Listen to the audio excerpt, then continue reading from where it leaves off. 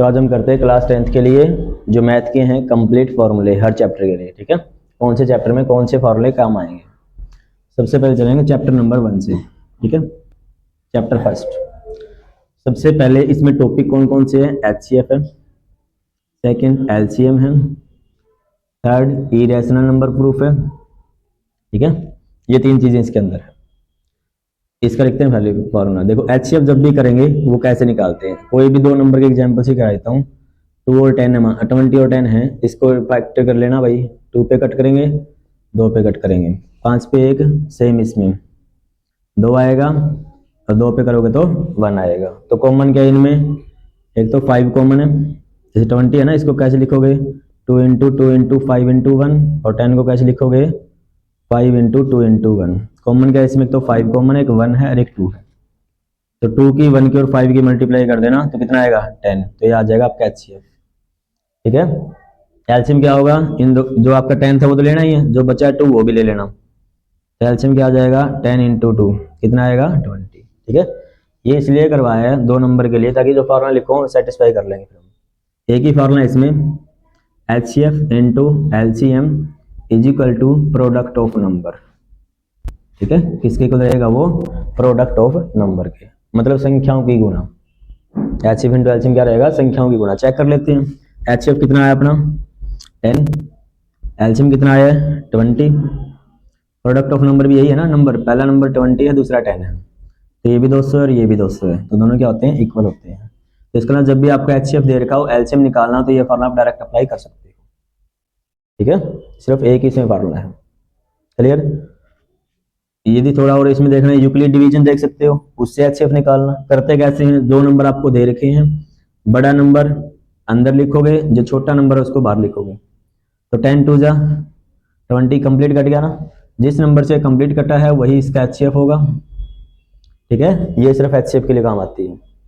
ठीक है, तो HCF निकल गया, इस फॉर्मूले को निकाल के LCM निकाल सकते हैं। क्लियर चीज? अभी क्लियर है भाई? कोई डाउट इसमें अभी? तो सिर्फ ये फॉर्मूला आपका किसमें है? फर्स्ट के अंदर। इरेशनल कौन से होते हैं? नंबर जो रूट के अंदर हो, मान लो A लिख दिया मैंने, तो जो A है वो होना चाहिए स्केयर फ्री। क्या होना चाहिए? Square free. स्केयर फ्री का मतलब है किसी का भी स्केयर नहीं होना चाहिए। ये किसी का भी स्केयर है फिर ये इरेशनल नहीं होगा, रैशनल बन जाएगा। इरेशनल को हिंदी में क्या बोलते हैं? अप्रिमेय। कौन सा रहेगा ये? अप्रिमेय। क्लियर चीज? अभी ये आपका क्या है? फर्स्ट चैप्टर के बारे में। अब चलते हैं सेकंड चैप्टर के अंदर। ठीक है, सेकंड में आपकी क्वाड्रेटिक इक्वेशन। इसमें 3 टाइप की होती हैं, सारे बता देते हैं। एक तो लीनियर पढ़ते थे हम, एक क्वाड्रेटिक पढ़ते हैं, और थर्ड आपकी क्यूबिक पढ़ते हैं। ठीक है, 2 चीज हमारे पास है।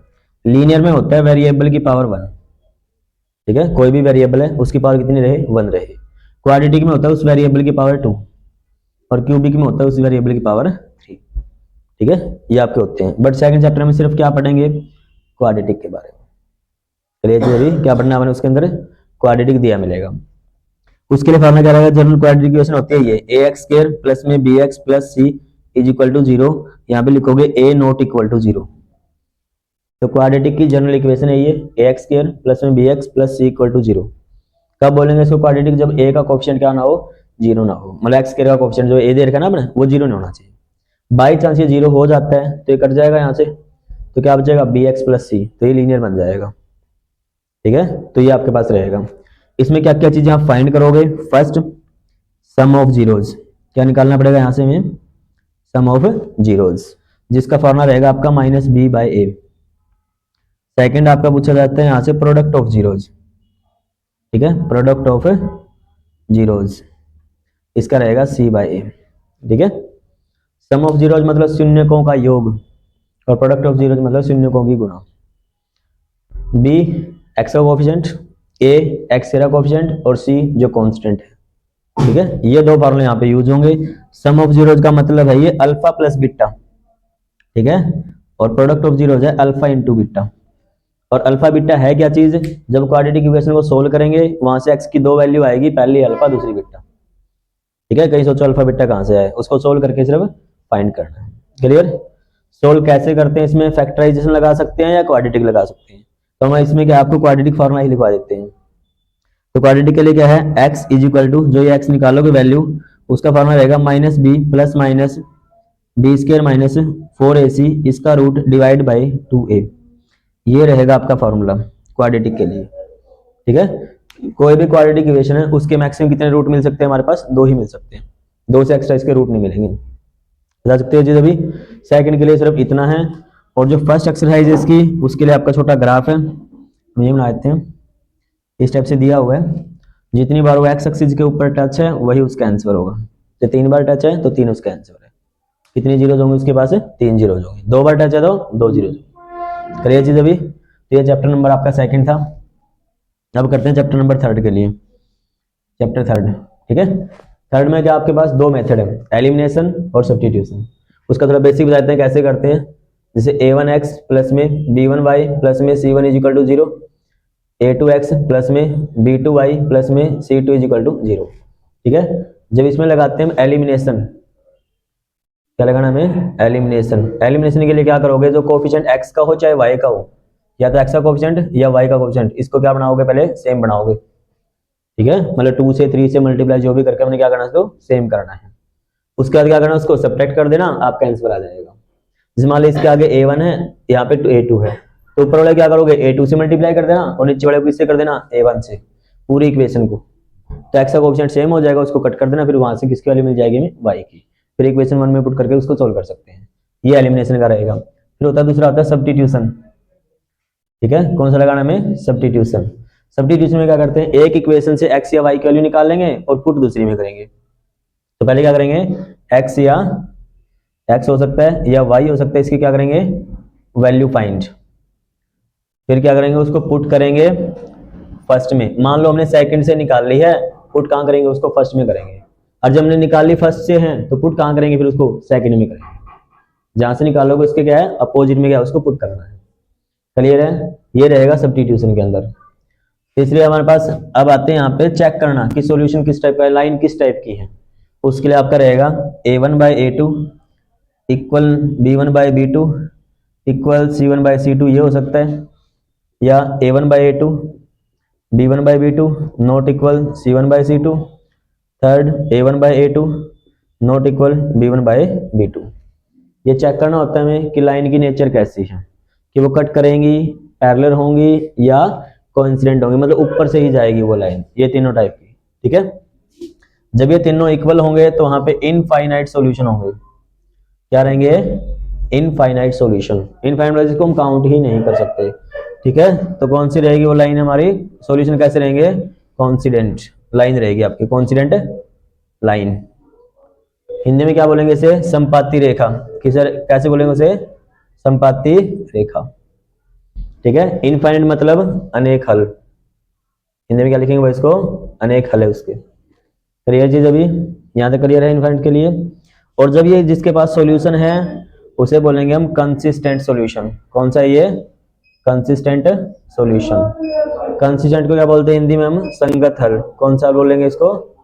संगत हल बोलेंगे उसको। ठीक है, ये मैटर सारा इसके बारे में था। नेक्स्ट अब इसमें आते हैं, जब लास्ट वाला आपका इक्वल ना हो तो उसमें आएगा नो सॉल्यूशन। ठीक है, क्या नहीं होगा इसका? कोई भी सॉल्यूशन नहीं होगा। लाइन रहेगी पैरेलल। क्या रहेगी लाइन आपकी? पैरेलल लाइन रहेगी, मतलब समांतर रेखाएं होगी, कोई हल नहीं होगा। और जिसके पास हल नहीं है उसे बोलेंगे इनकंसिस्टेंट। क्या बोलेंगे उसे? Inconsistent solution. ठीक है, इसका मतलब असंगत हल। क्या बोलेंगे उसे? असंगत हल। क्या बोलेंगे उसे? असंगत हल। क्लियर है चीज अभी? क्लियर है? कोई डाउट इसमें? नेक्स्ट आपके पास है तीसरी चीज, जब ये स्टार्टिंग वाले इक्वल नहीं है तो उसमें कैसी लाइन होगी? इंटरसेक्टेड। कौन सी लाइन होगी? Intersected line. कैसी लाइन रहेगी? इंटरसेक्टेड। इसका मतलब प्रतिच्छेदी रेखाएं। कैसी रहेंगी ये? प्रतिच्छेदी, प्रतिच्छेदी रेखा। ठीक है, और इसका भी सॉल्यूशन कैसा रहेगा? कंसिस्टेंट रहेगा। क्लियर चीज अभी? कंसिस्टेंट। यहां तक क्लियर? इसका ना जिसके पास सॉल्यूशन होगा वो कंसिस्टेंट होगी, अदरवाइज वो सॉल्यूशन क्या रहेगा? इनकंसिस्टेंट रहेगा। क्लियर चीज भाई? अब देखते हैं लाइनें होती कैसी हैं। पहले बोला ना हमने कोइंसिडेंट लाइन, इसका मतलब क्या है? मैं इसको ऊपर छोटा बना रहे हैं यहाँ पे भाई। देखो मान लिया आपका ग्राफ है, ये एक्स एक्सिस है, ये वाई एक्सिस है।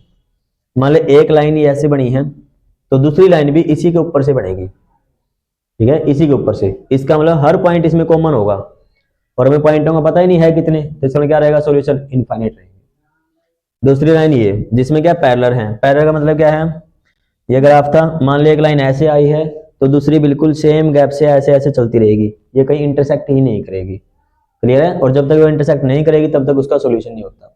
याद है, क्लियर। तीसरा हमारा इंटरसेक्टेड।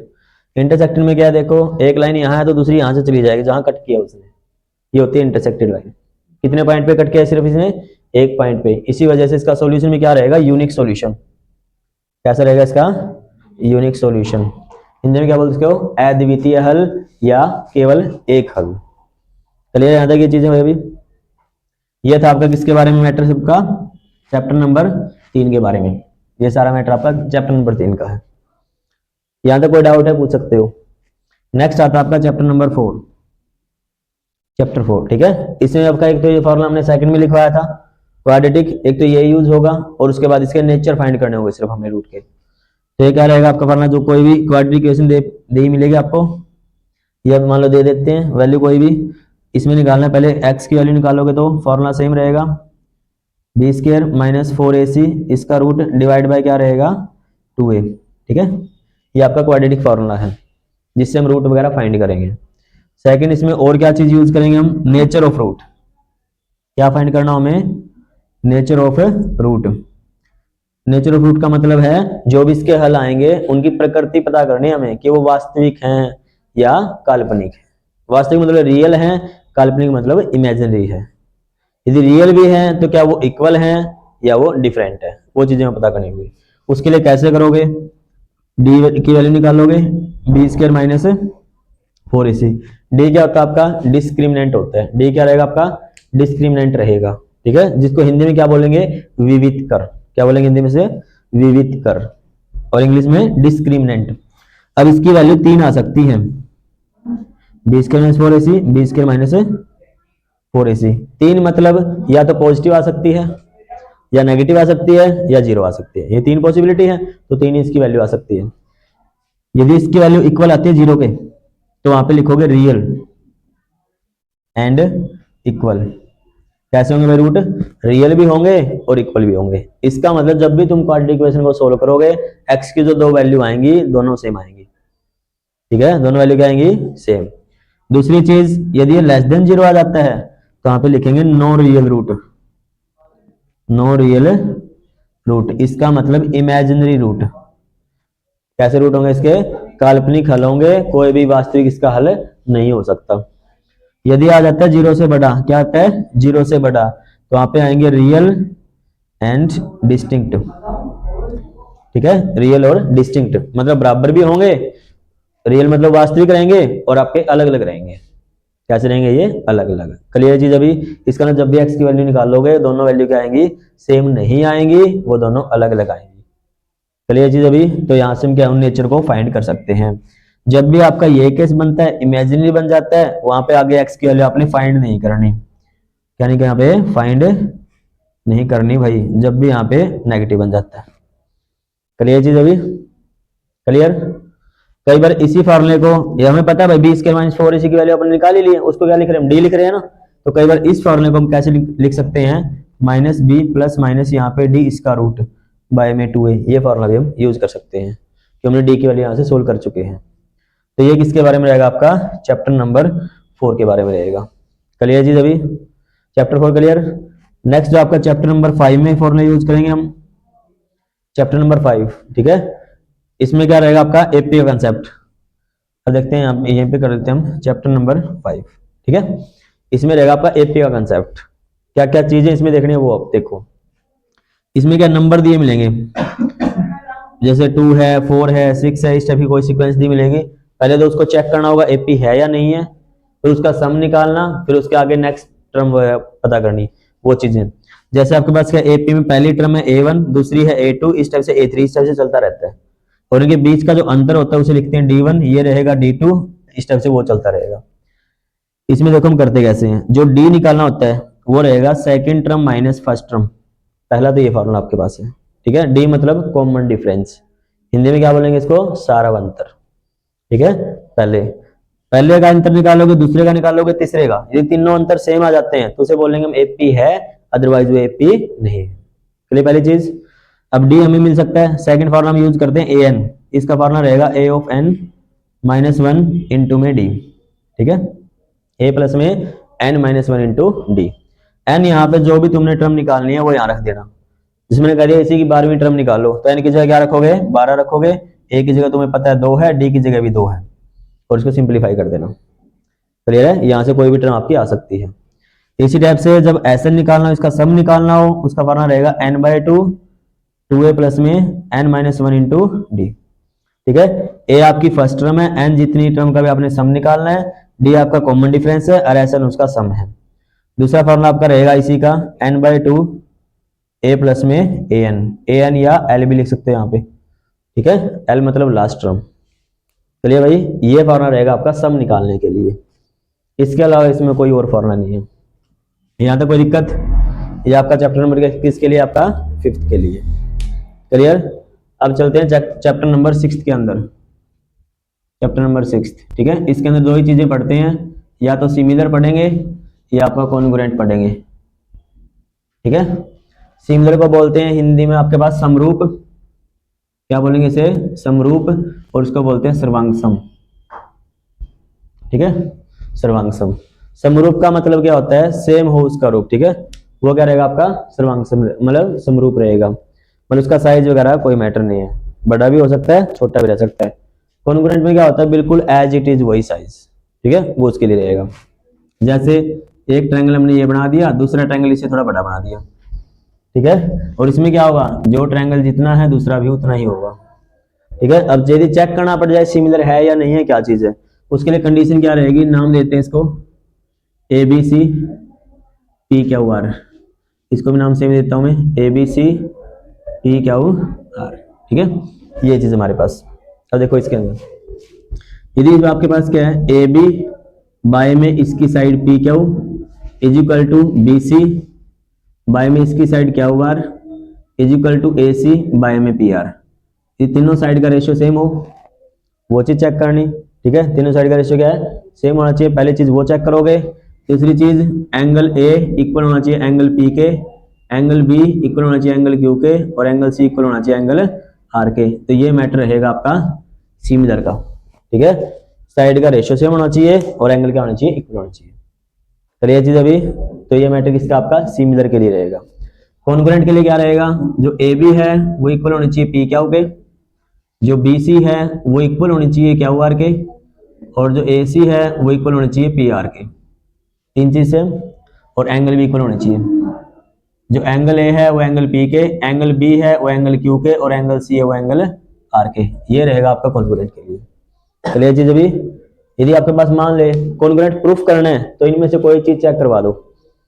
मान हमने क्या है? दो साइड देख ली, एक एंगल देख लिया, तो साइड एंगल साइड वगैरह आपका कंसेप्ट हो जाएगा वो, ठीक है। ये दो तीनों साइड है तो S लगा देंगे हम, मतलब साइड इंटू साइड साइड, चलिए, जिसको भुजा भुजा भुजा बोलते हैं हिंदी में। चलिए भाई, कॉन्ग्रुएंट के लिए यदि ट्रायंगल कॉन्ग्रुएंट है ना तो उसके पार्ट भी सेम होते हैं, जिसके लिए हम क्या लिखते हैं? CP/CT लिखते हैं ना, वो कॉन्ग्रुएंट के लिए लिखा जाता है। क्लियर। दूसरा इसमें क्या हो सकता है?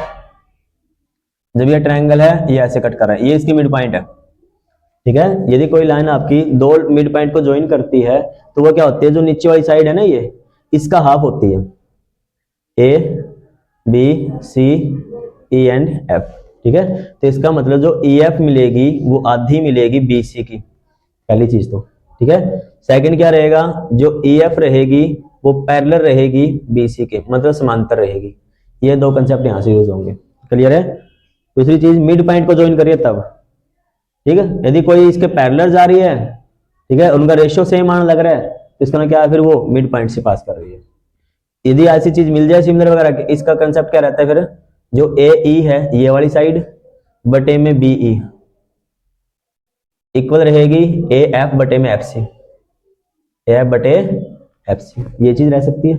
या AE बाय में AB complete side, AE by में AB इक्वल रहेगी AF बाय में, यहां भी कंप्लीट साइड लेनी है, AF बाय में AC, ठीक है। ये कंसेप्ट यूज करके गैस को न्यूमेरिकल को हम सोल्व कर सकते हैं। जैसे मैक्सिमम टाइम एग्जाम में आते हैं, ये हमने ज्वाइन कर दिया, ये ट्रायंगल ही आपका, यहाँ 2 था, यहाँ मान ले 8 है, यहाँ पे 3 है तो यहाँ क्या आएगा, ये हमें पता करना है। तो कैसे करोगे, इसके लिए वही 2 के बाय में क्या लिखा हमने, 8 लिखा, या 3 के बाय में जो हमें निकालना है x मान लेते हैं इसको 3/x। तो ये कंसेप्ट हमने यूज कर लिया, ठीक है। तो इसको सोल्व करोगे तो 2 पे 4 आएगा, 4 3 12, तो x के लिए कितनी आ जाएगी 12, ठीक है। ऑप्शन टाइप में आता है तो 2 की 4 से 8 पे कितने बजाएंगे, 2 चौके 8 होता है ना, 2 4 जा 8, तो 3 4 जा कितना होता है 12 होता है। ऑप्शन टाइप के लिए डायरेक्ट हो सकते हैं, क्लियर है। जितने गुना वहां होगा उतना ही गुना क्या है आगे मिलेगा, क्लियर है भाई। ये थे आपके 6 चैप्टर तक। अब करेंगे 7th, पहले इनको देखते हो, इनमें कोई डाउट है बता सकते हो। पहले में सिर्फ क्या था हमारा, एक बार रिवाइज करते हैं क्या क्या चीजें थी इसमें। एचसीएफ एलसीएम फैक्टर से निकाल सकते हैं, यूक्लिड डिवीजन से निकाल सकते हैं, ठीक है। फैक्टर में क्या, जो भी कॉमन आएगा वो एचसीएफ रहेगा, जो कॉमन था वो 10 तो लेना ही है, जो बच गया फैक्टरों में वो भी ले लेना, उससे क्या आ जाएगा एलसीएम आ जाएगा। इसमें एक ही फॉर्मूला है, एचसीएफ को जब एलसीएम से मल्टीप्लाई करोगे इक्वल किसके आएगा, प्रोडक्ट ऑफ नंबर के। बट ये ध्यान रखना ये ओनली 2 नंबर के लिए रहेगा, या 2 से ज्यादा नंबर लोगे तो वो को प्राइम होने चाहिए, ठीक है, मतलब सारे लगभग प्राइम रहने चाहिए तब हो सकता है ये, अदरवाइज नहीं हो सकता। सिर्फ मैक्सिमम किसके लिए वैलिड रहता है ये 2 नंबर के लिए, क्लियर। यहाँ तक ये चीज। अभी सेकंड में क्या सीखा हमने, लीनियर क्वाड्रेटिक या क्यूबिक होता है। लीनियर को हिंदी में क्या बोलेंगे रैखिक, क्वाड्रेटिक को क्या बोलेंगे द्विघात, और क्यूबिक को त्रिघात। इसमें सिर्फ हमने क्वाड्रेटिक को देखना जिसके ऊपर पावर 2 है। जनरल फॉर्मूला ये रहेगा ax² + bx + c इक्वल क्या रहेगा 0। पहला कोएफिशिएंट आपका क्या नहीं होना चाहिए, 0 नहीं होना चाहिए। x का कोएफिशिएंट क्या ना मिले 0 ना हो तो वो क्वाड्रेटिक रहेगी।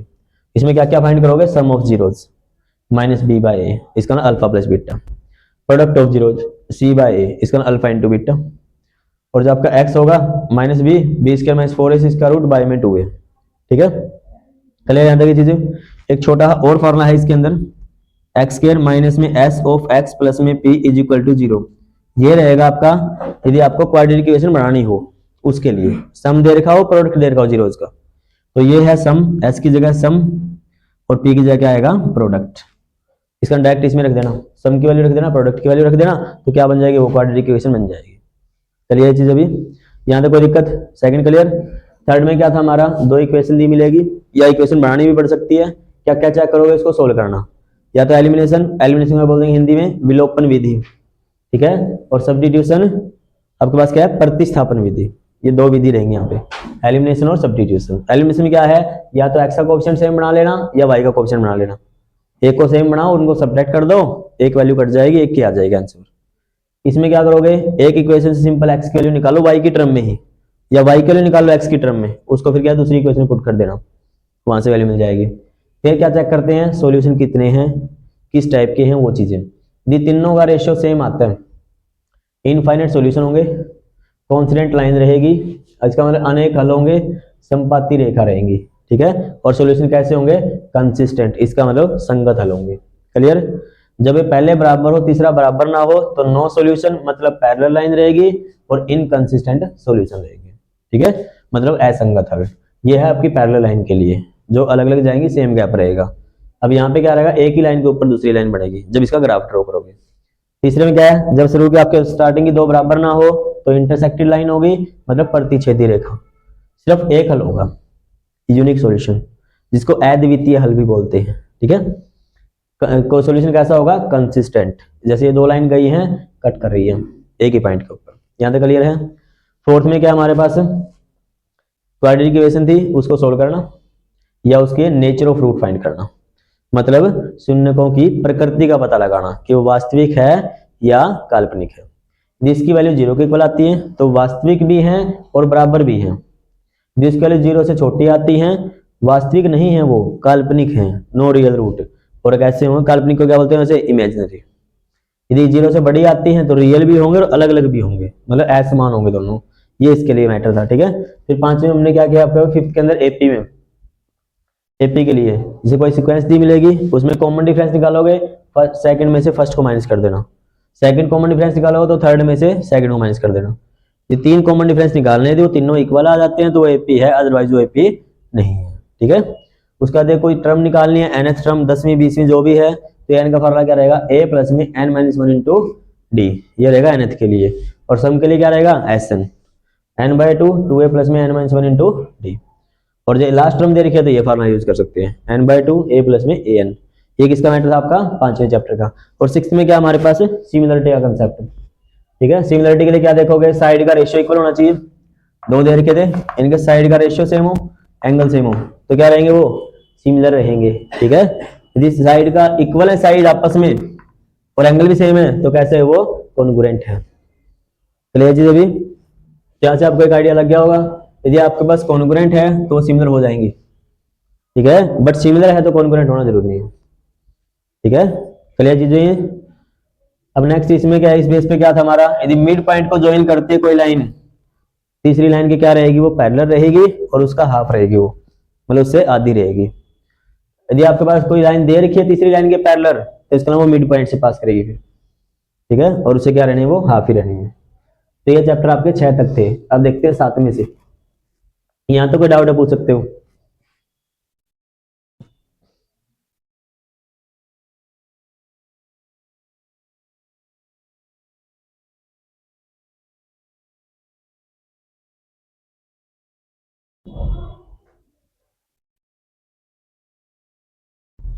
चैप्टर देखते हैं 7th, चैप्टर 7, ठीक है, जिसमें आपके पास क्या है, 2 या 3 फॉर्मूले मैक्सिमम डिस्कस करते हैं हम इसमें।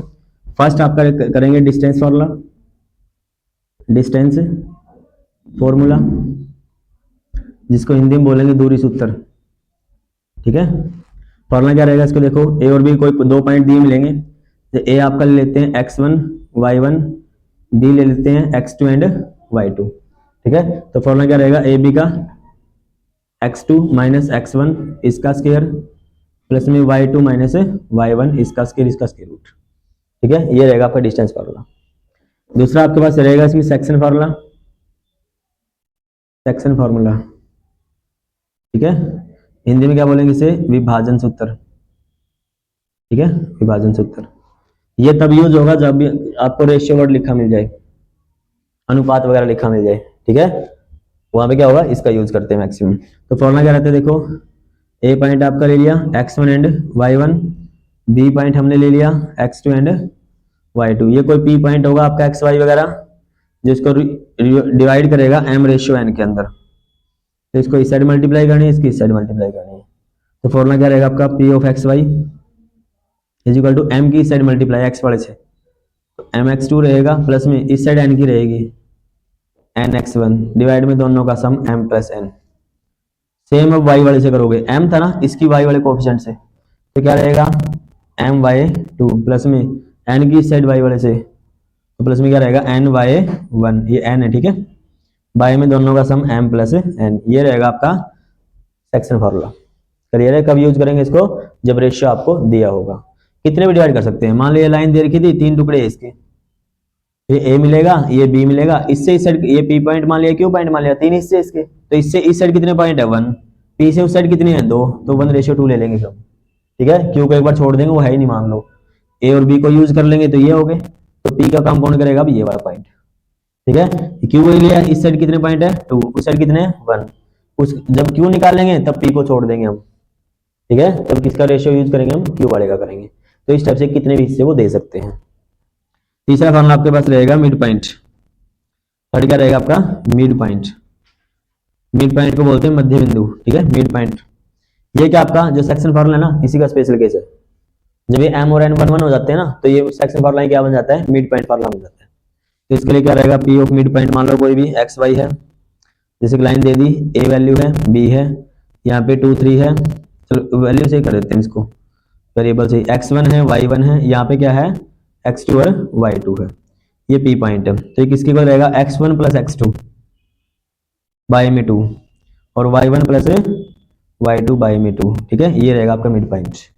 ये देखो यहाँ से ले हुए ना, रेशियो क्या रहेगा 1:1, तो 1 के जब x1 से x2 से मल्टीप्लाई करोगे तो एज इट इज जाना है, और इस 1 के x1 से करोगे तो भी एज इट इज जाना। तो x1 प्लस x2 नीचे दोनों का सम था, 1 और 1 कितना आएगा 2, इसी टाइप से y के साथ, ठीक है। ये फॉर्मूले आपके किसके लिए रहेंगे भाई, 7 चैप्टर के लिए। ये आपका सारा मैटर 7 चैप्टर का है, ठीक है।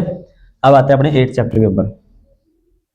8th आपका आता है ट्रिग्नोमेट्री, ठीक है, सबसे ज्यादा फॉर्मूले इसी के अंदर है, टेबल है और इसके फॉर्मूले हैं। पहले देखते हैं हम ट्रिग्नोमेट्री के अंदर क्या क्या चीजें हमें करनी है। साइन थीटा रहेगा आपका, कोस थीटा रहेगा, टेन थीटा रहेगा, कोसिकेंट रहेगा और आपके पास सीकेंट रहेगा, और कोट रहेगा, ठीक है। मैंने क्या आगे लिख दिया था कि जितनी पॉसिबिलिटी फॉर्मूले बन सकते हैं, ठीक है। पहले देखते हैं साइन थीटा के लिए। साइन होता है परपेंडिकुलर बाय हाइपोटेनियस। होता क्या चीज़ है, एक राइट एंगल ट्रायंगल बना लेते हैं। ये आपका थीटा था, ये आपका परपेंडिकुलर है, ये आपका हाइपोटेनियस और ये हमारा बेस है, ठीक है। साइन थीटा क्या रहता है, परपेंडिकुलर बाय हाइपोटेनियस, या 1 बाय कोसिकेंट थीटा, मतलब ये कोसिकेंट का भी उल्टा होता है, ठीक है। या 1 माइनस में कोस स्क्वायर थीटा इसका रूट, ये भी इसी का फॉर्मूला होता है, ठीक है। सारे फॉर्मूले इकट्ठे कंबाइन कर दिए इसमें। नेक्स्ट आता है कोस थीटा। कोस रहता है बेस बाय हाइपोटेनियस, बेस मतलब आधार बटे कर्ण, और ये क्या था आपका परपेंडिकुलर मतलब लंब बटे कर्ण। एच होता है हाइपोटेनियस, हिंदी में बोलते हैं इसको कर्ण। तो कोस किसका उल्टा होता है, सीकेंट का। और कोस से साइन में जाना है तो ये फॉर्मूला इसका भी रहेगा, 1 माइनस साइन स्क्वायर थीटा इसका रूट, ठीक है। ये भी इसी का फॉर्मूला होता है। नेक्स्ट आता है आपका टेन थीटा का। टेन रहेगा आपका परपेंडिकुलर बाय बेस, मैं इसको नीचे लिख देता हूँ थोड़ा। टेन रहेगा आपका परपेंडिकुलर बाय बेस, मतलब लंब बटे आधार रहेगा, ठीक है। और टेन किसका उल्टा होता है, कोट का उल्टा होता है, कोट थीटा का। या इसको लिख सकते हैं sine theta by cos theta, ये भी इसी का फॉर्मूला है। कई बार कहते हैं ना हमें यूज करना पड़ता है, हमें टेन वगैरह दिया होता है, उसको साइन कोस में बदलने के लिए क्या टेन को क्या लिखेंगे, साइन बाय कोस लिखेंगे। चलिए ये चीज अभी। और दूसरा आपका फॉर्मूला क्या रहेगा, टेन को सीकेंट की फॉर्म में। जो टेन थीटा होता है वो होता है 1 माइनस में सीकेंट स्क्वायर थीटा इसका रूट, ये भी इसी का फॉर्मूला है, ठीक है। तो सारे फॉर्मूले क्या होते हैं, आपस में इक्विवेलेंट रहते हैं। चलिए ये चीज अभी। टेन के बाद कौन सा आपका कोसिकेंट थीटा और सीकेंट थीटा और कोट थीटा, ठीक है। अब ये सारे इसके रिवर्स ही रहेंगे। साइन का रिवर्स ये रहेगा, कोसिकेंट क्या था, साइन क्या था, एच बाई पी था, तो मतलब पी बाई एच था, इसका उल्टा क्या है एच बाई पी। तो इसको 1 बाय साइन थीटा भी लिख सकते हैं या एच बाय पी भी लिख सकते हैं। सेम सीकेंट के लिए 1 बाय कोस हो सकता है, या कोस क्या था आपका बी बाई एच था, तो क्या हो जाएगा एच बाई बी, मतलब कर्ण बटे आधार। Next cot theta. कोट क्या आपका टेन का उल्टा रहता है, टेन थीटा का उल्टा, या cos theta by sine theta, ये भी कोट होता है। या आपके पास बी बाय पी भी आपका क्या रहता है, कोट रहता है। क्लियर है। ये फॉर्मूले आपके क्या है 8.1 में मैक्सिमम यूज करते हैं, ठीक है। अब जो 8.4 के अंदर मैक्सिमम जो यूज करेंगे 8.3 या 4 जो भी, अब उसके अंदर क्या रहता है, पहला फॉर्मूला रहेगा आपका sin square theta plus cos square theta equal to 1 रहेगा। दूसरा फॉर्मूला आपके पास 1 प्लस में cot square theta is equal to cosec square theta रहेगा। थर्ड आपके पास टेन स्क्वायर थीटा प्लस में 1 is equal to secant square theta रहेगा, ठीक है। ये तीन फॉर्मूले वहां पे आपके यूज होंगे। चलिए भाई, ये आपकी किसके फॉर्मूले हैं, ट्रिग्नोमेट्री के। अब आती हैं वैल्यू वगैरह, जो टेबल है वो कैसे रहेगी आपकी। यहाँ पे लिख देते हैं sine cos ten secant, cosecant आपका सीकेंट और कोट, ठीक है। ये आपके फॉर्मूले हैं। साइन के लिए आपके पास क्या रहेगी, 0 डिग्री पे 30 डिग्री 45 डिग्री 60 और 90, ये आपकी वैल्यू रहती है। साइन 0 पे क्या रहता है 0, 30 पे क्या रहेगा आपके पास 1/2, 45 पे 1/√2, 60 पे √3/2 और 90 पे 1, ठीक है। अब इसको रिवर्स करके लिख दो, 1 को इस साइड से 1 √3/2 1/√2, ये 1/2 यहाँ आ जाएगा, 0 यहाँ आ जाएगा, ठीक है। ये कोस के आ जाएंगे। 10 के निकालिए, दोनों को डिवाइड कर दो, तो 0/1 क्या होता है 0 ही होता है। इसको डिवाइड कर 2 हट जाएगा, 1/√3 बचेगा। इसको डिवाइड करोगे 1 बच जाएगा, इनको डिवाइड 2 कट जाएगा, √3/1 क्या होता है √3 ही होता है, और 1/0 क्या होता है नॉट डिफाइंड होता है, ठीक है। अब चाहिए सीकेंट। कोसिकेंट मतलब किसका उल्टा है, साइन का, तो 0 का उल्टा क्या रहेगा नॉट डिफाइंड, ठीक है। ये नॉट डिफाइंड के लिए आपका, इसका उल्टा करोगे तो 2/1 मतलब 2 आ जाएगा, इसको रिवर्स करोगे तो क्या आएगा √2 आएगा, इसको रिवर्स करोगे तो 2/√3 और 1 का उल्टा 1 ही रहता है, ठीक है। अब में क्या चाहिए सीकेंट, इसको इस साइड से लिखना शुरू कर दो, 1 आ जाएगा, 2/√3 रहेगा, उसके बाद √2 रहेगा, 2 रहेगा, नॉट डिफाइंड रहेगा, ठीक है। हमें क्या चाहिए कोट, कोट किसका उल्टा होता है 10 का, तो इसको रिवर्स कर दो, 0 का उल्टा नॉट डिफाइंड, 1/√3 क्या आ जाएगा √3, 1 का उल्टा 1 और √3 का हो जाएगा 1/√3 और नॉट डिफाइंड का उल्टा होता है 0, ठीक है। तो ये बन जाएगी आपकी कंप्लीट टेबल। चलिए भाई, ये चैप्टर कौन सा था आपका 8वां चैप्टर। चलिए 8वां चैप्टर के लिए अब आता है आपका 9 चैप्टर, यही करते हैं हम, ठीक है। उसमें कोई ज़्यादा खास फॉर्मूला आपका नहीं है, इन्हीं की वैल्यू हम यूज़ करते हैं। उसी सिर्फ हम देखते हैं दो टाइप के एंगल, वो सिर्फ आपको एंगल बता देता हूँ।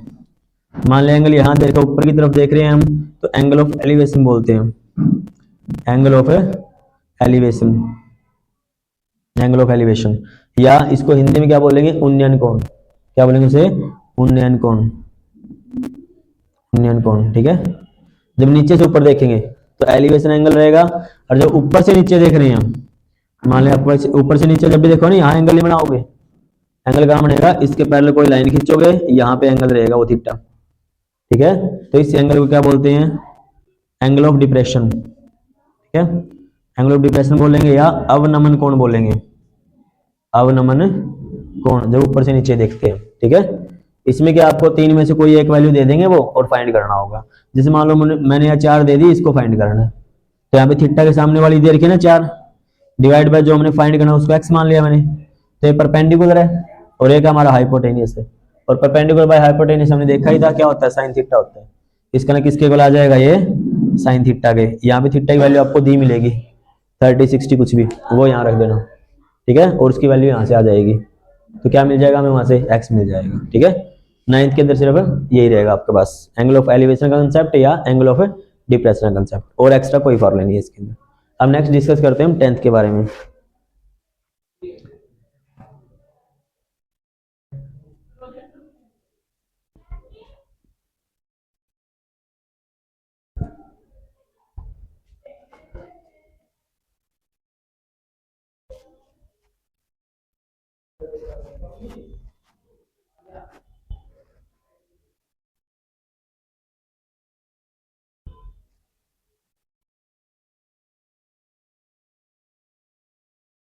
अब यहाँ पे चैप्टर नंबर रहेगा आपका 10th, ठीक है। इसमें क्या आपका सर्कल रहेगा, क्या है इसके पास, सर्कल। इसमें क्या क्या चीजें कंसेप्ट होगी, पहला रहेगा टेंजेंट लाइन के लिए, मतलब जो इसके ऊपर एक पॉइंट पे टच करके जाएगी उसे बोलेंगे टेंजेंट, ठीक है। इसका मतलब हिंदी बोलेंगे स्पर्श रेखा, ठीक है, क्या बोलेंगे इसे हिंदी में, स्पर्श रेखा, ठीक।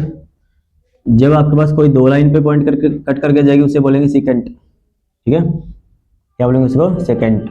इसका मतलब हिंदी में बोलेंगे उसको छेदक रेखा, क्या बोलेंगे उसे, छेदक रेखा, ठीक है, जो दो पॉइंट पे कट करके जाएगी। जिस पॉइंट पे टच होगी इसको टच पॉइंट बोल सकते हैं, या उभयनिष्ठ बिंदु हिंदी में, ठीक है, उभयनिष्ठ बिंदु या स्पर्श बिंदु भी इसको बोल सकते हैं, ठीक है, जहां पे वो टच करके जाएगी। दूसरा इसमें क्या रहेगा, अब सर्कल है, यदि बाहर से कोई भी टेंजेंट ड्रॉ करेंगे तो ओनली दो टेंजेंट ड्रॉ कर सकते हैं एक पॉइंट से। बाहर कोई पॉइंट है तो उसे कितनी टेंजेंट जाएगी, सिर्फ दो। ये मैं ज्यादा थ्योरेटिकल लिख नहीं रहा, वैसे बता रहे हैं हम, ठीक है। तो एक पॉइंट से कितनी जाएंगी, सिर्फ दो जाएंगी। यदि उसके अंदर कोई पॉइंट है वहां से कोई नहीं जाएगी, ठीक है, अंदर है तो उसके अंदर से कोई भी टेंजेंट नहीं जा सकती। यदि हम भेजना भी चाहें तो ये दो पॉइंट पे कट कर जाएगी, वो टेंजेंट बनेगी नहीं, ठीक है। तीसरी चीज, यदि सर्कल है तो इसको पैरेलल ड्रॉ करोगे तो पैरेलल सिर्फ दो टेंजेंट जा सकती है। सर्कल के ऊपर यदि पैरेलल टेंजेंट चाहिए तो कितनी जा सकती है, सिर्फ दो। इसके अलावा समांतर स्पर्श रेखाएं कितनी जाएंगी भाई, दो जाएंगी। कहीं सोचो भाई ये भी तो जा सकती है सर, बट ये आपस में क्या नहीं है, पैरेलल नहीं है ना, वो परपेंडिकुलर हो जाएंगे फिर, ठीक है, सिर्फ दो ही जाएंगे। नेक्स्ट चीज, ये यदि आपका सेंटर है, ये इसकी रेडियस है, तो रेडियस के साथ ये हमेशा 90 डिग्री एंगल बनाती है, ठीक है। इसका नाम जो भी स्पर्श रेखा होती है त्रिज्या पर क्या होती है, लंब होती है, इसका नाम 90 का एंगल बनाएगी। नेक्स्ट चीज, जब बाहर से हमने टेंजेंट ड्रॉ करी थी, इनकी लेंथ सेम होती है, उनकी लंबाई क्या रहती है, इक्वल रहती है। क्लियर चीज अभी, ये किसके बारे में, आपका सारा टेंजेंट के बारे में। यदि एक ही पॉइंट पे पूछे, सर्कल के ऊपर एक पॉइंट है, वहां से कितनी टेंजेंट जा सकती है, एक ही जा सकती है, ठीक है, एक बार टच करके एक ही जाएगी। और वैसे पूछ रहे सर्कल के ऊपर कितनी टेंजेंट ड्रॉ कर सकते हैं हम, फिर इनफाइनाइट कर सकते हैं, मतलब अनंत होती है इसकी, क्योंकि हर पॉइंट के ऊपर टेंजेंट बना सकते हैं हम, हर पॉइंट के ऊपर, ठीक है। पॉइंट हम काउंट नहीं कर सकते, इसका मतलब क्या हो सकती है, इनफाइनाइट हो सकती है। क्लियर चीज अभी। तो ये आपके पास क्या था, सर्कल के बारे में, जो भी 10th के अंदर है, ठीक है। उसके बाद आपके पास आते हैं सर्कल के जस्ट बाद 11 चैप्टर। इसमें क्या आपके पास सेक्टर, सेगमेंट और आर्क लेंथ, ये तीन ही फॉर्मूले इसमें यूज होते हैं। सबसे पहले सर्कल बना दिया, ये आपके पास दे रखा है, तो ये वाला जो पोर्शन बनेगा ये होगा आपका सेक्टर, ठीक है। छोटा दिख रहा है तो माइनर सेक्टर, बार वाला है तो बड़ा सेक्टर, इसका नाम मेजर सेक्टर, तो इसे माइनर बोलेंगे, माइनर सेक्टर। और जो ये वाला मिलेगा ये मेजर मिलेगा, मेजर सेक्टर, और हिंदी में क्या बोलेंगे सेक्टर को? त्रिज्याखंड। क्या बोलेंगे इसे? त्रिज्याखंड। ठीक है, छोटा है तो लघु बोलेंगे, लघु त्रिज्याखंड, और मेजर है तो बड़ा। लघु के लिए इसको हिंदी में क्या बोलेंगे? दीर्घ, दीर्घ त्रिज्याखंड, दीर्घ। ठीक है, त्रिज्याखंड। इसका फॉर्मूला क्या रहेगा आपको माइनर के लिए? थीटा बाय 360 इंटू में पाई आर स्क्वायर। जब मेजर का निकालना हो तो उसका फॉर्मूला क्या रहेगा? थीटा 360 माइनस थीटा बाय में 360 इंटू पाई आर स्क्वायर। ये रहेगा इसका फॉर्मूला मेजर के लिए। ठीक है, नेक्स्ट आता है आपका सेकंड पोर्शन। ये सर्कल है, ये आपकी कोई कोड है, इसके बीच का जो पोर्शन है इसे बोलेंगे हम सेगमेंट। ठीक है, क्या बोलेंगे इसे? सेगमेंट। इसका ना हिंदी में क्या बोलेंगे? इसके वृत्तखंड। क्या बोलेंगे इसे? वृत्तखंड। छोटा है तो माइनर, माइनर है, बड़े वाला है तो मेजर। बराबर क्या चीज भाई दोनों? Major segment. इसमें वही एंगल दिया मिलेगा आपको यहाँ पे थीटा। ठीक है, इसका फॉर्मूला क्या रहेगा? मेजर माइनर का दोनों लिख देते हैं। मेजर का जो निकालोगे तो पाई आर स्क्वायर पूरा सर्कल का निकालोगे पहले, उसमें से माइनस करोगे माइनर का, जो माइनर सेगमेंट है ना उसको माइनस कर देना। अब देखिए माइनर का कैसे निकालोगे। इसका फॉर्मूला रहेगा आपका theta by 360 pi R square minus में 1/2 आर स्क्वायर साइन थीटा। ठीक है, यहाँ से क्या मिल जाएगा आपका? माइनर का मिल जाएगा। यहाँ से माइनर निकालो, मेजर निकालना है तो पाई आर स्क्वायर में इसको माइनस कर देना। चलिए चीज अभी कैसे करना है? पूरा सर्कल था, ये माइनर मिल गया हमें, तो क्या है पूरे सर्कल में से इसको हटाना है हमने, तो इसलिए पाई आर स्क्वायर में से क्या कर दिया हमने? माइनर को हटा दिया। नेक्स्ट तीसरा, लेंथ ऑफ आर्क, मतलब चाप की लंबाई। होती क्या चीज है चाप? ये वाली, यहाँ से है ना ये वाली, ये होती है चाप की लंबाई। तो यहाँ पे क्या है? थीटा, यहाँ पे आर। तो इसका फॉर्मूला क्या रहेगा चाप की लंबाई का? चाप की लंबाई, इसका मतलब आर्क लेंथ। ठीक है, आर्क लेंथ। इसका फॉर्मूला रहेगा आपका थीटा बाय 360 इंटू में आपके पास क्या रहेगा? 2 पाई आर। ठीक है, ये रहेगा आपका आर्क लेंथ के लिए। क्लियर है? क्वाड्रेंट वगैरह निकालना, क्वाड्रेंट का आपको पता है, एरिया ऑफ क्वाड्रेंट निकालना हो तो एरिया ऑफ क्वाड्रेंट, इसका ना चतुर्थांश का हिस्सा, तो एरिया मतलब उसका क्या रहेगा? 1/4 इंटू में पाई आर स्क्वायर। तो पाई आर स्क्वायर किसका होता है? सर्कल का रहेगा, चतुर्थांश मतलब उसका चौथा हिस्सा, तो 4 से डिवाइड कर देंगे हम। ठीक है, ये उसके लिए फार्मूला रहेगा। तो ये तीन आपके फार्मूले किसके लिए थे? हमें चैप्टर नंबर 11 वगैरह। ठीक है, उसके बाद हम करेंगे चैप्टर नंबर 12, चैप्टर नंबर 12। इसके अंदर एरिया वॉल्यूम सभी के हैं। ठीक है, कुछ एक इसमें डिस्कस करते हैं। सबसे पहले हम क्यूब पे चलते हैं। क्यूब मतलब घन। ठीक है, ये शेप आपको पता ही है इसकी, ये आपकी क्या रहेगी? इसकी शेप रहेगी। ठीक है, पहले निकालेंगे सी एस से, फिर निकालेंगे टी एस से, और फिर निकालेंगे वॉल्यूम। ये तीन तीन चीजें हमने फाइंड करनी है लगभग सभी में। ठीक है, सी एस से होता है वक्र पृष्ठीय क्षेत्रफल, टी एस से होता है संपूर्ण पृष्ठीय क्षेत्रफल, और जो आपका वॉल्यूम उसको बोलते हैं हिंदी में आयतन। ठीक है, सी एस से में हिंदी में, इंग्लिश में क्या बोलेंगे इसको? Curved surface area. T S से मतलब टोटल सरफेस एरिया, वॉल्यूम इसका आयतन है ही। इसका फॉर्मूला रहेगा 4 इंटू साइड का स्क्वायर। टी एस से हमारे पास रहेगा 6 इंटू साइड का स्क्वायर, और वॉल्यूम रहेगा साइड की क्यूब। ए साइड है ना, ये रहेगा इसके लिए। ठीक है, नेक्स्ट आता है आपका क्यूबॉइड। क्यूबॉइड हिंदी में क्या बोलेंगे इसको? घनाभ। ठीक है, घनाभ के लिए क्या है? ये आपको बना देते हैं, ये आपका ड्रॉ कर देते हैं। मान लीजिए लेंथ है, ये ब्रेड्थ है और ये हाइट है, तीनों अलग अलग है। तो इसके लिए सी एस से निकालोगे, कवर्ड सरफेस एरिया, फिर टी एस से, और फिर वॉल्यूम, ये तीन चीजें। तो सी एस से के लिए क्या रहेगा आपके पास? चारों दीवारों का निकालना है हमें। तो दीवारों में जब निकालोगे तो हाइट दोनों में मिलेगी। तो इसका ना क्या है? एच को बाहर ले लेना। ठीक है, दो डबल डबल है ना, दो दो दीवार सेम होती हैं, इसलिए 2 भी बाहर ले लिया हमने। तो अंदर क्या बचा आपका? एक लेंथ बच गई, एक ब्रेड्थ बच गई। ठीक है, ये फार्मूला इसका हो जाएगा। टोटल के लिए निकालना है तो सभी को डबल डबल करना है, 2 हो जाएगा एल बी बी एच और एच एल, ये टोटल के लिए रह जाएगा। ठीक है, और जब आपका वॉल्यूम आपको निकालना है तो वॉल्यूम क्या रहेगा? एल बी एच रहेगा। ठीक है, इसमें क्या फास्टली रिवाइज करवा रहे हैं हम। ठीक है, पिछले हमने वीडियो में इसको डाला हुआ है, इस चैप्टर के लिए अच्छे से समझा रखे कैसे फॉर्मूले बने हैं। ठीक है, उसको देख सकते हो। नेक्स्ट आपका क्यूबॉइड क्लियर, उसके आपका आता है सिलेंडर। सिलेंडर मतलब बेलन, बेलन। इसके लिए क्या रहेगा आपका? ये फार्मूला, ये आपका सिलेंडर है कोई। ठीक है, रेडियस कितनी है यहाँ तक? आर, हाइट कितनी है? एच।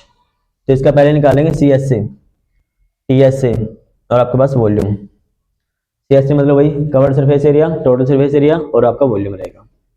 इसका फॉर्मूला रहेगा आपके पास कवर के लिए 2 पाई आर एच, टोटल निकालोगे तो 2 पाई आर रहेगा, आर प्लस एच रहेगा, वॉल्यूम निकालोगे तो क्या रहेगा इसका formula pi R square H. ठीक है, ये 3 फॉर्मूले इसके रहेंगे। नेक्स्ट आपका आता है बेलन के बाद शंकु। ठीक है, इसका मतलब इंग्लिश में क्या बोलेंगे इसे, कौन। कौन मतलब जोकर की टोपी होती है ना, जैसे ये वाला कौन। ठीक है, इसको डिस्कस करेंगे। इसमें 2 टाइप की हाइट आती है, एक तिरछी वाली जो हाइट है और एक सिंपल ऊपर वाली हाइट और एक आर है, ये 3 चीजें होती है। इसके लिए यहाँ पे 90 का होती है ना हाइट, यहाँ तो 90 डिग्री रहेगा, इसके लिए पाइथागोरस थ्योरम यहाँ यूज कर सकते हैं। इसका जब एल की वैल्यू निकालोगे, एल मतलब slant height, slant height Hindi में क्या बोलेंगे इसको, तिर्यक ऊंचाई। क्या बोलेंगे इसे, तिर्यक ऊंचाई, जिसको एल से लिखेंगे। इसका फॉर्मूला रहेगा एल स्क्वायर किसके इक्वल रहेगा, आर का स्क्वायर प्लस एच का स्क्वायर। ये एल के स्क्वायर की वैल्यू रहेगी। ठीक है, सिंपल एल निकालना है तो स्क्वायर हटा देना, इसके ऊपर रूट लगा देना, ये एल की वैल्यू हो जाएगी। ठीक है, फिर निकालना है इसका सी एस से, वही टी एस से, और वही आपका क्या रहेगा अब वॉल्यूम। ठीक है, सी एस से के लिए क्या रहेगा पाई आर एल, टी एस से रहेगा आपका पाई आर ब्रैकेट में आर प्लस एल, वॉल्यूम रहेगा आपका 1/3 पाई आर स्क्वायर एच। ठीक है, ये मैटर किसका था आपका, कोन के बारे में था। उसके आते हैं आपके स्फीयर के बारे में। नेक्स्ट हम देखते हैं इसको स्फीयर, मतलब हिंदी में क्या बोलेंगे इसे, गोला, जैसे बॉल होती है ना उसकी तरह। ठीक है, ये आपको सर्कल रहेगा, सर्कल बनाते हैं ना बोर्ड के ऊपर, ये सर्कल दिख रहा है, जब इसको ऐसे डॉट डॉट डॉट करके अंदर की तरफ से यहाँ से डार्क, तो क्या बन जाता है, ये स्फीयर बन जाता है। यहाँ तक आपके पास क्या रेडियस आर रहेगी। ठीक है, इसका फॉर्मूला आपके पास वही सी एस से और टी एस से दोनों सेम ही होते हैं इसके, 4 पाई आर स्क्वायर। और इसका जो वॉल्यूम रहेगा, वॉल्यूम का फॉर्मूला रहेगा आपका 4/3 पाई आर क्यूब रहेगा। ठीक है, ये आयतन का है, सी एस से और टी एस से क्या रहेगा इसका सेम ही रहता है। वो स्फीयर के बारे में था। उसके बाद आते हैं हम हेमिस्फीयर पे। हेमिस्फीयर, हेमिस्फीयर का मतलब रहेगा आपका अर्धगोला। ठीक है, क्या रहेगा ये, अर्धगोला। अर्धगोला मतलब जैसे कटोरा होता है ना उसकी तरह ये रहेगा। इसका जैसे बना लेते हैं हम, ये बना दिया हमने, इस टाइप का रहेगा। ठीक है, यहाँ से रेडियस आर रहेगी, ये भी रेडियस आर ही है। तो इसका पहले क्या करोगे, सी एस से, टी एस से, और क्या रहेगा वॉल्यूम। सी एस से रहेगा आपके पास कवर सरफेस है ना, तो उसका आधा कर देना 4 का 2 आ जाएगा। ठीक है, 2 पाई आर स्क्वायर। और जो टोटल निकालोगे तो क्या आएगा 3 पाई आर स्क्वायर, और वॉल्यूम क्या रहेगा इसका आधा 2/3 पाई आर क्यूब। करिए चीज अभी सी टोटल में 1 पाई आर स्क्वायर क्यों ऐड हुआ, क्योंकि जब इसको भी ढकोगे ना ऊपर से, इस वजह से। ठीक है, क्योंकि कंप्लीट स्फीयर मान लो एक स्फेरिकल बॉल होगी, इसको बीच से काटा तो यहाँ से बीच को खाली रहेगा ना, इस वजह से इसका सी एस से भी होता है और टी एस से भी होता है। ठीक है, आधा हो गया था उसका, ये तो 2 पाई आर स्क्वायर हो गया, बट बीच में जो खाली जगह बची है, एक सर्कल ही तो बचा है, उस सर्कल की वजह से 1 पाई आर स्क्वायर ऐड कर दिया हमने, तो 3 पाई आर स्क्वायर बन जाएगा, और वॉल्यूम उसका डायरेक्ट हाफ हो जाएगा। क्लियर है, तो ये आपकी क्या थी, इसकी शेप वगैरह थी जितनी आपकी यूज होती है। अब नेक्स्ट था ये आपका 12वें चैप्टर के बारे में। अब चलते हैं आपके 13वें चैप्टर, जिसमें स्टैटिक्स के बारे में डिस्कस करेंगे।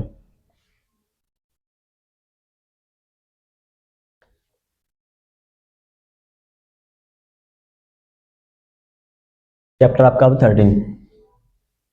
ठीक है, इसमें आपके पास डिस्कस करेंगे 3 चीजें, मीन है, मोड है, और मीडियन है।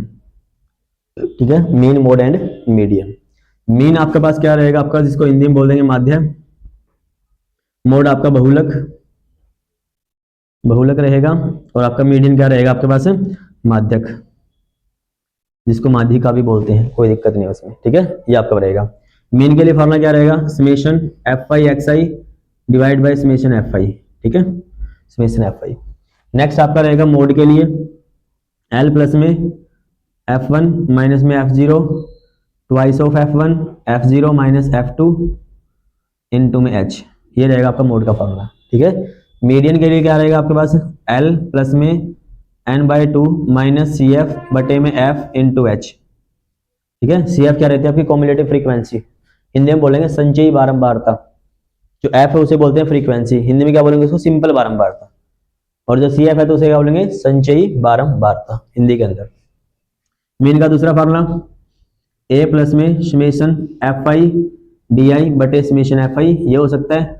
तीसरा फार्मूला ए प्लस में summation F I you I divide by summation F I गुणा में एच, ये 3 फार्मूले इसी के होते हैं, ठीक है। मीन का जो भी आपको अच्छा लगे वो अप्लाई कर सकते हो।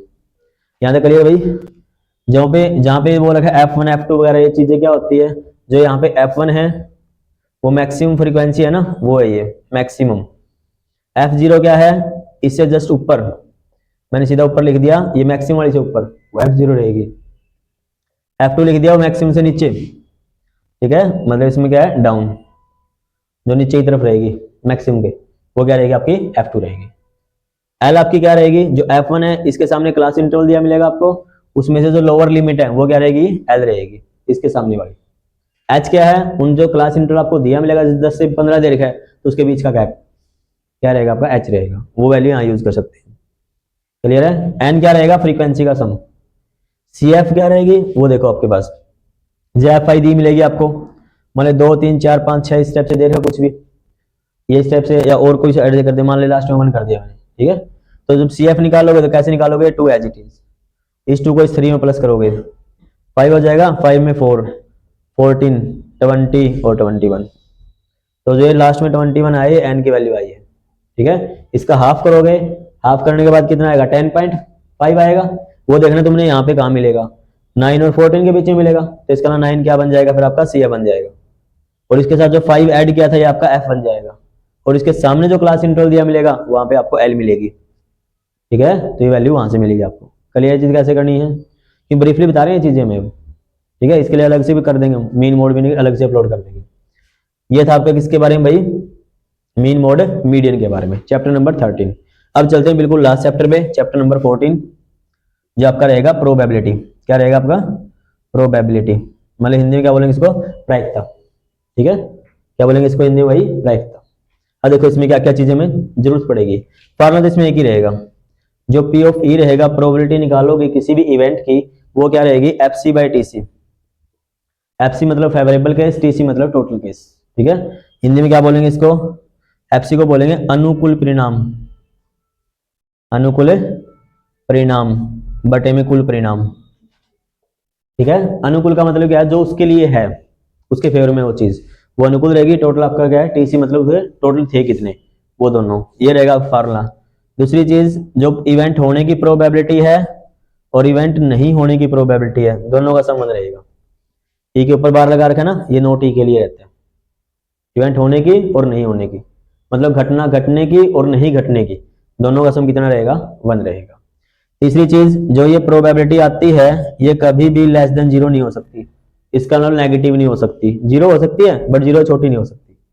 जब प्रोबेबिलिटी आपके पास ग्रेटर देन 1 नहीं हो सकती, ठीक है, क्या नहीं हो सकती, 1 से बड़ी नहीं हो सकती, इसका 0 और 1 के बीच में रहेगी। 1 भी हो सकती है नो प्रॉब्लम, 0 भी हो सकती है। 1 रहेगी श्योर इवेंट की, 0 रहेगी आपकी इम्पॉसिबल इवेंट की, जो पॉसिबल ही नहीं है, ठीक है, उसके लिए 0 रहेगी। अब इसमें और क्या चीज हम यूज कर सकते हैं, वो देखो हमारे पास, या तो कॉइन थ्रो करेंगे या हम डाइस थ्रो करेंगे। जब कॉइन थ्रो करोगे तो सिर्फ 2 केस रहेंगे, मैं यहाँ लिखते हैं इसको भाई। जब आपका कॉइन थ्रो करोगे मतलब सिक्के को जब उछालोगे, एक बार उछालोगे 2 केस, हेड या टेल रहेगा। 2 बार उछालोगे 4 केस, तो हेड के साथ हेड आ सकता है, हेड के साथ टेल आ सकता है, टेल के साथ हेड, टेल के साथ टेल, ये 4 केस रहेंगे। 3 बार उछालोगे तो इसे 2 से और मल्टीप्लाई कर दो, तो 4 के डबल क्या होगा, 8 हो जाएगा। तो कितने केस बनेंगे, 8 केस बनेंगे। इसका जितनी बार उछालोगे 2 की पावर में लगाते रहना, वो टोटल के साथ रहेंगे, ठीक है। 1 बार है तो 2 की पावर 1, 2 बार है तो 2, 3 है तो 3। नेक्स्ट आपके पास आएगा डाइस का, डाइस के लिए आपके पास 6 की पावर में लगा देना, ठीक है, क्योंकि डाइस में 6 तक नंबर आते हैं ना, 1 2 3 4 5 6 वो नंबर आते हैं, वो डाइस के लिए रहेगा। फिर छोटा टॉपिक और आता है आपका कार्ड का, मतलब ताश वगैरह जिसको पत्ते बोलते हैं। टोटल कितने रहते हैं आपके, 52 पत्ते होंगे, उनमें से 26 रेड रहेंगे, 26 आपके ब्लैक रहेंगे, ठीक है। लिखने के बजाय में सिंपल बता रही हैं चीजें। टोटल 52 है, 26 लाल रहेंगे, 26 काले रहेंगे, रेड और ब्लैक। इन 26 में फिर 2 पार्ट हो जाते हैं, 13 13, ये भी 13 13, ठीक है। मान लो ऊपर वाले को मैं रेड ले लेता हूँ, नीचे वाले को ब्लैक, ये चीज आपके पास है। तो रेड में से क्या रहेगा आपका, एक तो हार्ट रहेगा और दूसरा आपका डायमंड रहेगा। हार्ट मतलब पान रहेगा, डायमंड मतलब ईट रहेगा, ठीक है। और इसमें तेरा क्या रहेगा, स्पेड, और ये रहेगा क्लब। स्पेड का मतलब आपके पास हुक्म, और आपका क्लब के लिए क्या रहेगा, चिड़ी, ठीक है, ये आपके पत्ते रहेंगे। टोटल हमारे पास क्या है, फेस कार्ड। फेस कार्ड कितने होते हैं, टोटल 12 रहेंगे, और इसमें से हाफ हाफ हम कर सकते हैं। 6 रेड रहेंगे, 6 आपके रहेंगे। कैसे रहेंगे, ब्लैक रहेंगे। तो आपका क्या है, सारा आपका लगभग फॉर्मूले थे आपके 10th क्लास के लिए। आज के लिए आपका इतना ही रहेगा।